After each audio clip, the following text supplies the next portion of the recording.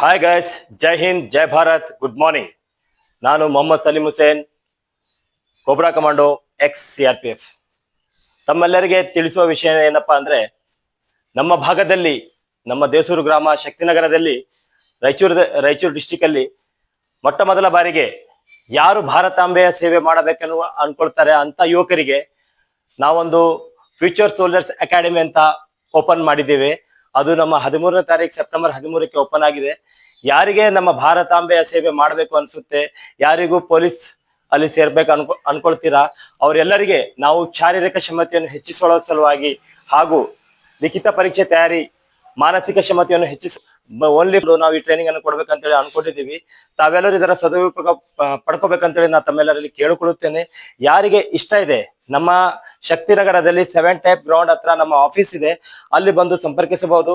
ನನ್ನ contact number 9481865486. ಇನ್ನೊಮ್ಮೆ 9481865486.